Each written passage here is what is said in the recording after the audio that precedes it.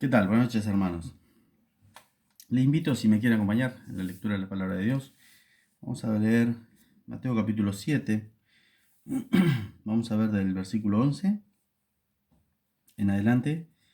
Vamos a ver eh, allí lo que dice nuestro Señor Jesucristo. Mateo capítulo 7, versículo 12. Dice: Así que todas las cosas que queráis que los hombres hagan con vosotros, así también haced vosotros con ellos. Pues esto es la ley y los profetas. Entrad por la puerta angosta, porque ancha es la puerta y espacioso el camino que lleva a la perdición, y muchos son los que entran por ella, pero angosta es la puerta y angosto el camino que lleva a la vida, y pocos son los que la hallan. Guardaos de los falsos profetas, que vienen a vosotros vestidos de ovejas, pero por dentro son lobos rapaces. Por sus frutos los conoceréis. ¿Acaso se recogen uvas de los espinos o higos de los abrojos? Así todo buen árbol da buenos frutos, pero el árbol malo da frutos malos. No puede el buen árbol dar malos frutos, ni el árbol malo dar buenos frutos. Todo árbol que no da buen fruto es cortado y echado en el fuego. Así que por sus frutos los conoceréis. Un texto que es bastante conocido. Mateo capítulo 7 todavía incluye el Sermón del Monte, ya está llegando al final. Termina el Sermón del Monte en el capítulo 7. Para que nos ubiquemos, esto es el principio del ministerio público de nuestro Señor Jesús. Cuando Juan el Bautista predica lo que se conoce como el Evangelio del Reino. El Evangelio del Reino es: arrepentíos porque el reino de los cielos se ha acercado. Jesucristo había bajado y el objetivo de Cristo era establecer su reino ya en su primera venida. Entonces, primero Juan el Bautista y luego Jesucristo ofrecen ese reino al pueblo judío. Entonces la predicación era: arrepentíos porque el reino de los cielos se ha acercado. Y el bautismo de Juan era una señal de identificación con ese reino y de arrepentimiento de los pecados. Entonces, ese evangelio se predicó hasta que el pueblo judío rechaza a Jesús y se va a predicar nuevamente luego que la iglesia sea arrebatada y a la espera de la segunda venida de nuestro Señor Jesucristo. Eso es lo que se conoce como el evangelio del reino. Luego que el pueblo judío rechaza a Jesús, ¿sí? Y en el Nuevo Testamento ya nosotros vamos a ver que Pablo habla del perdón de pecados. Por supuesto, el arrepentimiento sigue porque es una condición sin la cual no se puede entrar al reino, no se puede ser salvo. Sigue el arrepentimiento, pero ya se predica lo que nosotros conocemos como el Evangelio de Jesucristo. ¿En qué consiste el Evangelio de Jesucristo? Que nos tenemos que arrepentir de nuestros pecados para poder ser limpios.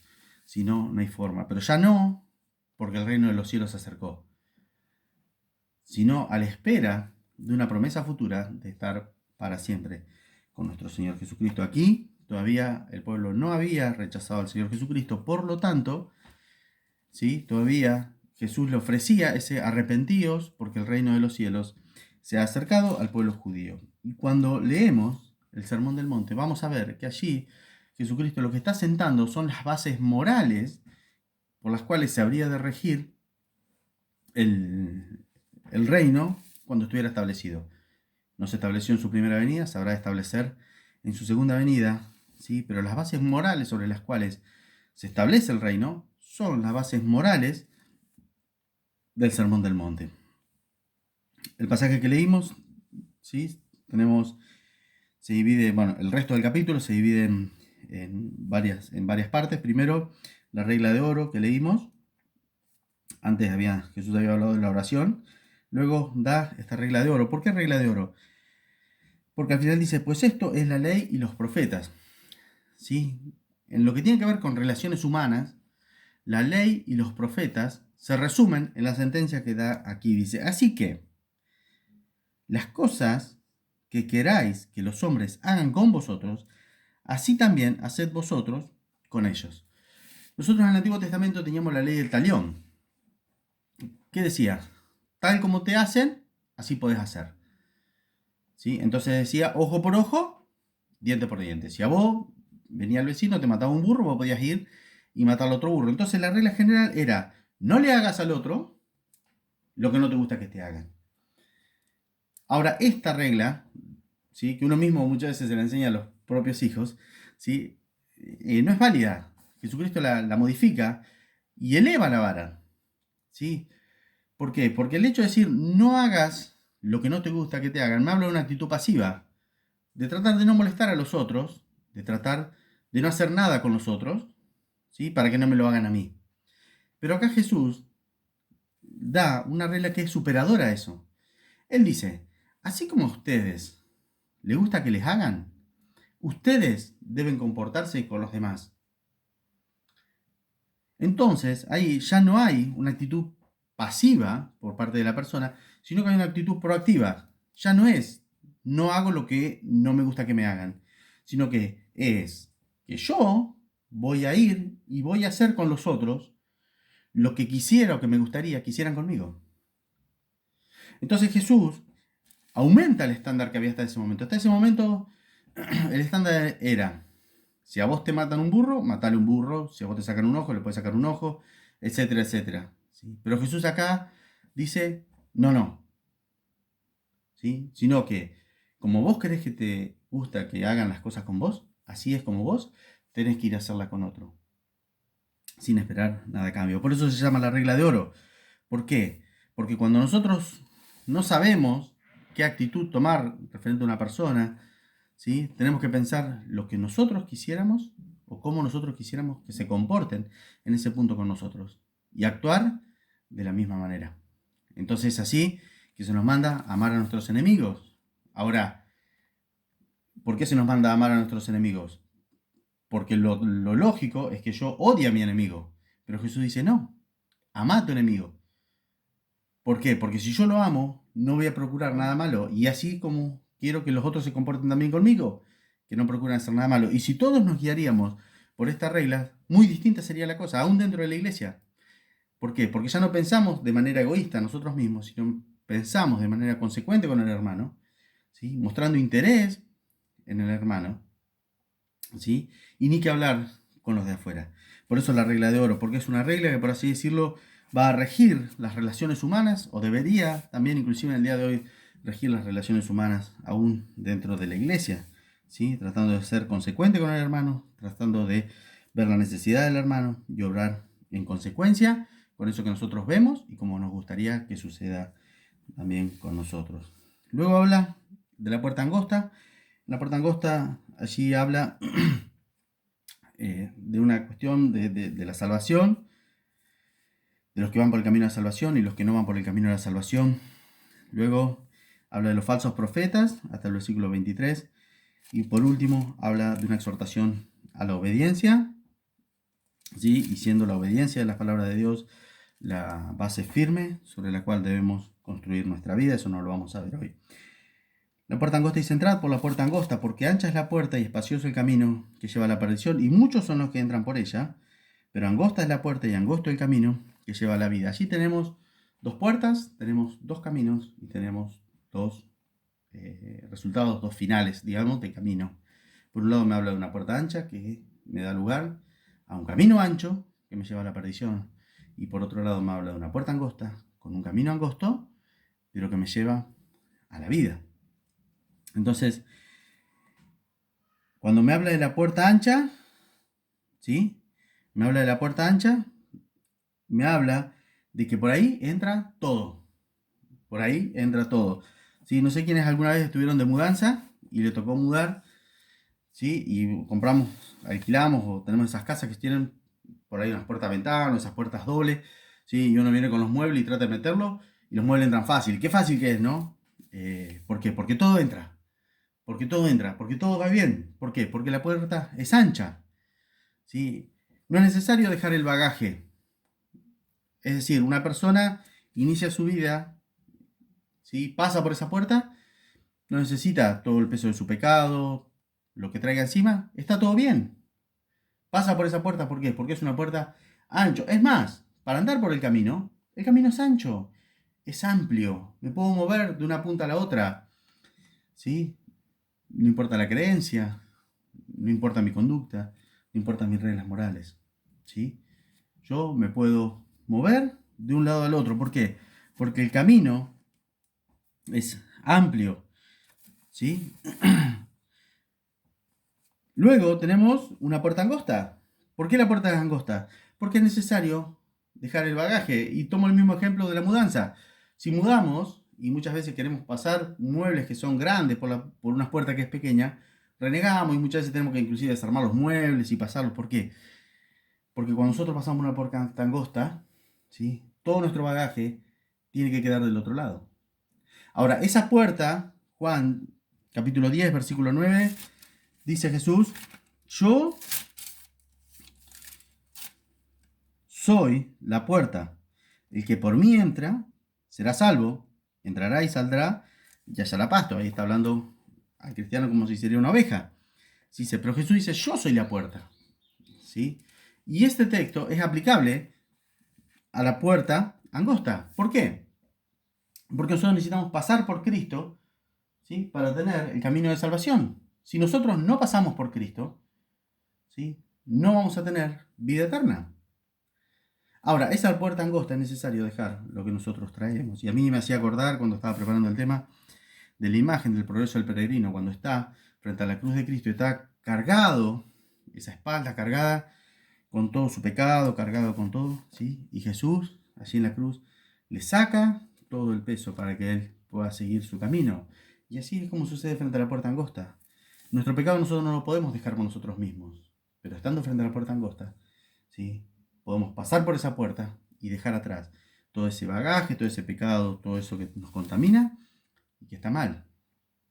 ¿Sí? Entonces aquí la puerta me está hablando de salvación. Y miren, cada vez que nosotros predicamos el Evangelio, exponemos a las personas a las dos puertas. El mundo entero va en el camino ancho, cada uno tiene su creencia. Es un camino tan ancho en el cual entran muchos caminos porque cada persona puede seguir su camino y está todo bien. ¿Sí? Es un camino ancho. Ahora, cuando nosotros predicamos el Evangelio, cuando nosotros exponemos el Evangelio, estamos exponiendo a las personas, por así decirlo, a esas dos puertas. Nosotros les estamos mostrando su camino, que es un camino ancho, que es una puerta ancha, pero también le estamos mostrando la puerta angosta, que es Cristo.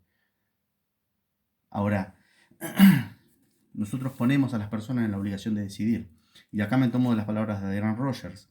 Adrian Rogers dice que nosotros, frente a Cristo, podemos decidir, y en este caso, frente a las puertas, podemos decidir. Podemos decidir la puerta ancha y seguir por el camino que venimos. Podemos decidir la puerta angosta y optar por Cristo. Ahora, nosotros podemos decidir el camino que vamos a seguir o la puerta que vamos a seguir. Lo que nosotros no podemos hacer es no decidir. Porque si yo no decido, implícitamente estoy decidiendo la puerta ancha. ¿Sí? Entonces, yo puedo elegir qué camino voy a seguir, pero no puedo elegir ninguno de los dos caminos. No puedo elegir no seguir alguno de los dos caminos, a eso me refiero. ¿Qué quiere decir? El hecho de no elegir por Cristo implica que elegí por la puerta ancha, el camino que lleva a la perdición. Por supuesto, en este camino es ancho, ¿sí? Me permite mucho espacio para moverme, me da mucha libertad, ¿sí? Libertad en el sentido de este mundo, ¿sí? Para moverme de un lado para el otro. Además, fíjense que goza de mucha compañía, dice, porque son muchos los que van por él. Entonces, es fácil ir por ese camino también, porque es un camino ancho, me da mucha libertad. Me siento bien acompañado, por supuesto, porque en una misma mesa se puede sentar una persona que dice ser cristiano y no lo es. En una misma mesa se puede sentar un budista, un ateo. Sí, cada uno con su filosofía se puede sentar y está todo bien. Hoy por hoy, en conducta cada vez menos, entramos en un relativismo moral, en donde la moral es relativa. Entonces, lo que cada uno percibe como moral o inmoral es cuestión de cada uno, ¿sí? Y no hay ninguna norma, ningún imperativo moral. Hoy por hoy las personas, prácticamente en materia de moral, piensan lo que ellos quieren. Y fíjense hasta qué punto piensan lo que ellos quieren, que con todo lo que es la legalización del aborto, dejan en evidencia que si un bebé termina siendo un problema para una persona, con mucha tranquilidad se lo puede retirar, se lo puede matar, ¿sí? ¿Y eso qué es? Es relativismo moral. ¿Y eso qué es? ¿Está mal? Sí, claro que está mal. Sí, claro que está mal. ¿Sí? Pero es el amplio camino que conduce a la muerte. Ahora, respecto del otro camino, del camino angosto, ya no es lo mismo. Primero, no acepta cualquier creencia. Porque para poder pasar por la puerta yo tengo que haber creído en mi Señor Jesucristo.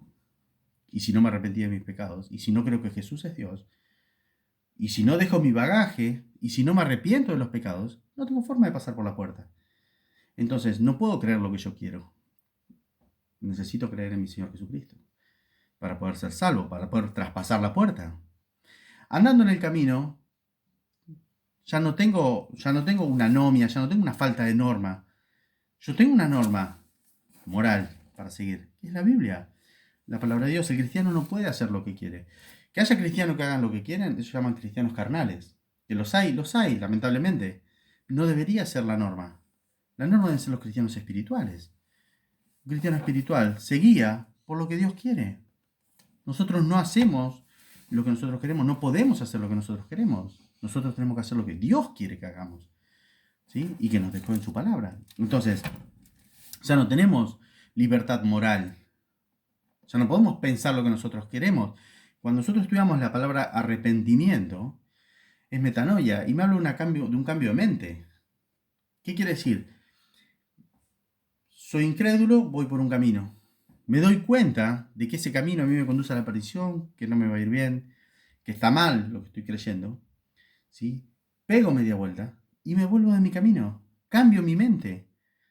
Ahora, un cristiano que no tiene ese cambio de mentalidad y sigue creyendo y pensando lo que él quiere y teniendo por mayor a su propio pensamiento que al pensamiento de Dios, ¿sí? No está obedeciendo lo que dice la Biblia.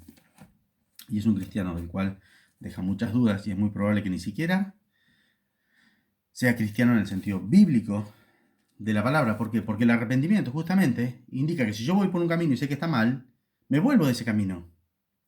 Entonces yo ya no hago lo que yo quiero, ¿sí? Sino que hago lo que Dios quiere. Entonces, para mantenerme en esa senda, es necesario que yo obedezca la palabra de Dios. Fíjense lo que dice Hebreos capítulo 2, versículo 1.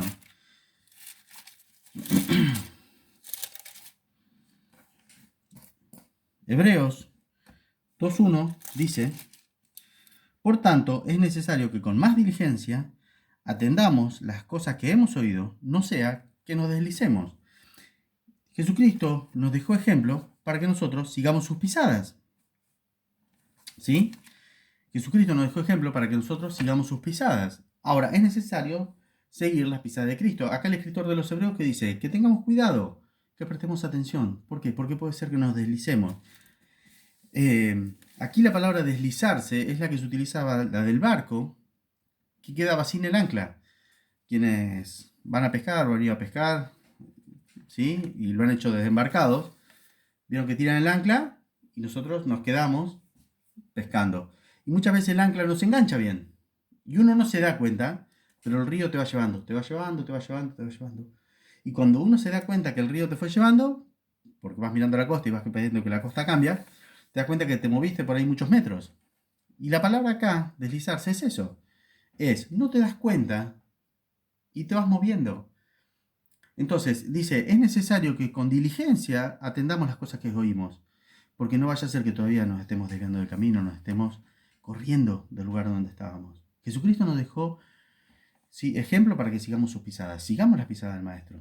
El himno dice, quiero seguir las pisadas del Maestro, siempre en la cruz, cerca de Jesús. ¿Sí? Ahora, para seguir las pisadas del Maestro es necesario que nosotros prestemos atención. ¿Tenemos el camino marcado? Sí. ¿Es un camino angosto? Sí. No nos permite apartarnos ni a la derecha ni a la izquierda. Y por eso nos tenemos que mantener diligentes. Porque sabemos que si nos desviamos a la derecha o a la izquierda, corremos muchos riesgos y muchos peligros. Peligros como cristiano me refiero. Sabemos que para el cristiano el pecado no es gratis. Sabemos que el deslizarse, sabemos que el que apartarse, sabemos que el irse de los caminos de Dios, ¿sí? Pueden tener problemas, nos puede generar problemas. Pero aquí, por eso tenemos que prestar mucha atención y tener diligencia en el camino que vamos caminando. ¿Y tenemos una lámpara? Sí, claro. La palabra de Dios, que es lámpara a nuestros pies. Cuando habla aquí de camino, un detalle que quería resaltar, no lo hace en el sentido salvífico. La puerta es un sentido salvífico. Tenemos que pasar por Cristo para poder ser salvos. Pero el camino no habla de un sentido salvífico como habla, por ejemplo, Juan capítulo 14, versículo 6, que Jesús dice, yo soy el camino. Porque ahí Jesús está diciendo, yo soy el camino al Padre, y es la única forma que tenemos de llegar al Padre. ¿Sí? Aquí, estar en el camino no significa salvación, sino vida cristiana. Entonces, la senda angosta es el camino por el cual, o es nuestra vida, ¿sí? Entonces, es el desarrollo de la vida, es en el sentido, por ejemplo, que nosotros hacemos Proverbios 16:25, dice, hay camino que al hombre le parece bueno, le parece recto, pero al final es camino de perdición. O Proverbios 22:6 dice, instruye al niño en su camino, no está hablando de salvación, sino que está diciéndonos que nosotros como padres tenemos que enseñarle a nuestros hijos, ¿sí?, los caminos de Dios, y sabemos que de grande no sabrán de apartar de ellos. Entonces no tiene que ver con un sentido salvífico, sino que tiene que ver en el día a día, tiene que ver en la vida. Entonces no es una obra terminada, es una obra, es un camino que nosotros todos los días vamos caminando. Por lo tanto, esa diligencia la tenemos que tener absolutamente todos los días. ¿Sí? ¿Para qué? Para no desviarnos. Cuando nosotros presentamos a Cristo, presentamos las dos puertas. Y cada persona elige la puerta. Luego, versículo 15 habla de los falsos profetas. No me voy a detener, simplemente un detalle para que nosotros prestemos atención y que no nos guiemos por las apariencias. ¿Por qué? Porque al decir vienen vestidos como ovejas, pero son lobos, tienen la apariencia de piedad, como dice Pablo, ¿sí?, pero niegan la eficacia de ella. Si tienen la apariencia de oveja, de ser piadosos, de gente buena, ¿pero qué? Pero nosotros no tenemos que juzgar por su apariencia. No sé si recuerdan cuando Samuel se presenta a elegir al nuevo rey de Israel, ¿sí?, que le fueron pasando los primeros los hermanos de David, y Samuel enseguida fue a ungir al primero de ellos. Ahora, ¿qué le dice Dios? No lo unjas, porque vos lo mirás por su apariencia, pero Dios mira el corazón. Nosotros no tenemos la posibilidad de ver el corazón de un pastor, nosotros no tenemos la capacidad de ver el corazón de un profeta. Aquí profeta no se refiere a la persona que nos dice el futuro, sino al predicador. Aquí el ejemplo sería el predicador, ¿sí? Entonces, pero Jesús acá nos da la regla por la cual nosotros podemos juzgar lo que hizo un predicador. Usted puede juzgar lo que yo estoy diciendo. ¿Sí? ¿Y cuál es la regla? Los frutos. Los frutos. Ahora, también nosotros sabemos, ¿sí?, que el cristiano está llamado a ser un predicador. Cuando Jesús da la gran comisión, dice, id por todo el mundo y predicad el evangelio. ¿Sí? Y eso no es privativo de un grupo de personas, un grupo de creyentes, es para todos. Pablo, cuando le escribe a Timoteo, le dice, haz obra de evangelista, cumple tu ministerio. O sea, lo que le está diciendo es, no importa el lugar que vos ocupes en el cuerpo de Cristo, tenés que predicar el evangelio. Predicar el evangelio no es privativo, no es solamente que quienes lo hacen habitualmente, o quienes tienen el don de evangelismo, o quienes tienen mayor verborragia, etcétera, sean los que predican el evangelio. Es una obligación de todos los creyentes predicar el evangelio. Entonces, en ese sentido, todos somos profetas o todos somos predicadores. Por lo tanto, esta norma es aplicable derecho para el creyente. Para el creyente. ¿Qué quiere decir?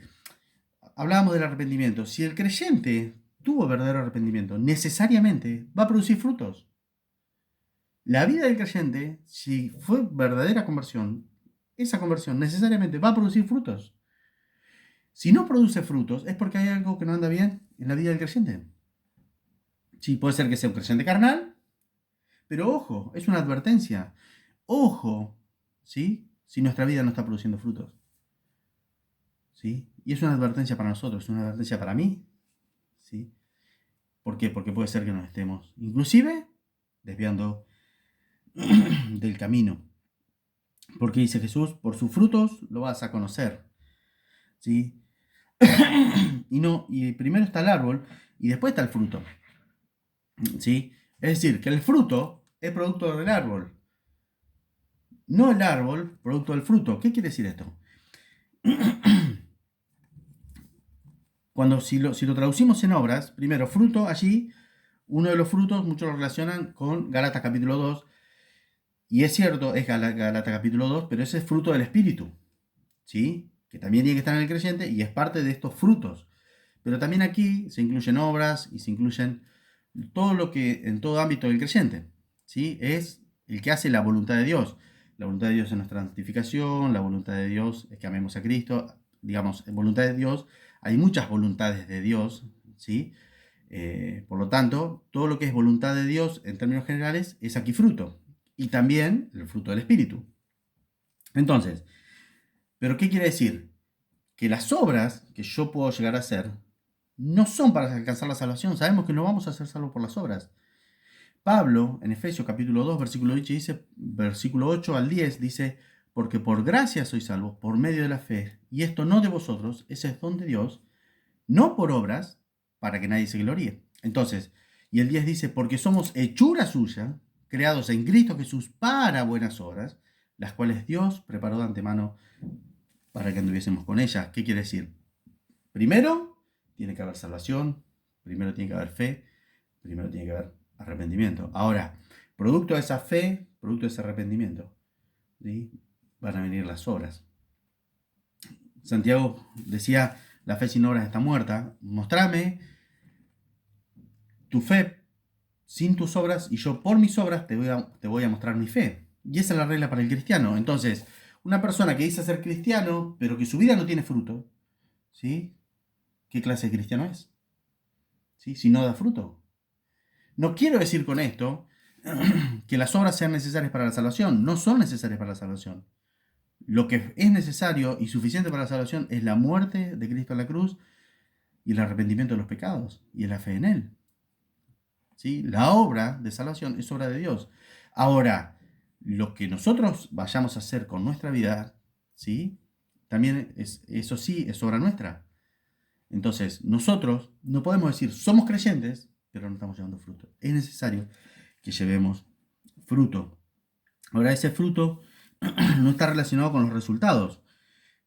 Fíjense, dice, por supuesto, no se recogen uvas de los espinos, ¿sí? Entonces, el fruto bueno va a venir del buen árbol y el fruto malo va a ser del árbol malo. Ahora, cuando habla del fruto bueno, cuando dice todo árbol da, todo buen árbol, cuando habla de buen árbol, está hablando de aquello que es intrínsecamente bueno, que es bueno por sí mismo, quiere decir.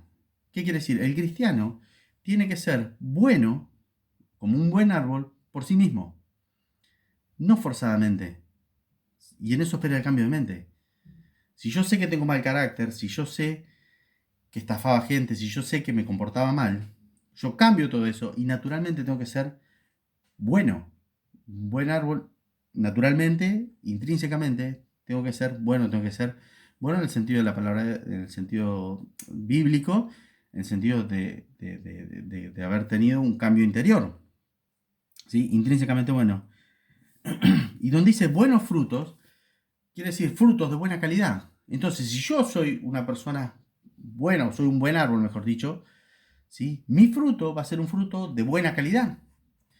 Ahora, cuando dice, cuando habla de malo, ¿sí? Habla de un árbol dañino. Si yo soy un árbol dañino, digamos, si una persona es un árbol dañino, va a causar daño. Y esas son las palabras que se utilizan. No habla de aquello malo, malo en ese sentido hubiese sido cacos. Acá no habla del sentido de malo de aquello que es intrínsecamente malo, sino que de aquello que es dañino, ¿sí? Que aquello que está descompuesto, que está podrido, ¿sí? Y cuando habla del fruto, también habla del fruto descompuesto, el fruto podrido, o el fruto que va a causar daño. Entonces, los falsos predicadores pueden causar daño. Como regla, para mi vida, ¿sí? Es, ¿qué clase de cristianismo estoy viviendo? Estoy llevando fruto y no me refiero a personas a los pies de Cristo. Nosotros vemos por la parábola del sembrador que no toda planta tiene el mismo fruto. Dice que la planta que cayó en buena tierra, ¿sí? Y esa buena tierra somos nosotros, dice que produjo, esa semilla que cayó en buena tierra, perdón, produjo la planta, ¿sí? Y dio a 30, a 60 y a 100 por uno. Es decir, no toda planta va a producir igual. Hay plantas que producen más, hay plantas que producen menos, depende de su calidad, depende de su genética, depende de un montón de cosas. Si no todas las plantas van a producir igual. ¿Sí? Ahora sí es necesario que si nosotros somos hijos de Dios, que llevemos fruto. Entonces, en esta noche, que tengamos estos puntos. Primero, ¿sí? Que tratemos a los otros como nosotros quisiéramos ser tratados, ¿sí? Que seamos consecuentes con los hermanos, que seamos consecuentes con los incrédulos también, ¿sí? ¿Para qué? Para que pongamos en práctica esta regla de oro, ¿sí? En segundo lugar, que prestemos atención al camino que estamos caminando, ¿sí? Que es un camino angosto, que es un camino que no nos podemos apartar ni a la derecha ni a la izquierda, que tenemos que seguir las pisadas del Maestro, que seamos diligentes en seguir las pisadas de Cristo, ¿sí? Para no caer en pecado, ¿sí? Para que podamos seguir por la senda estrecha.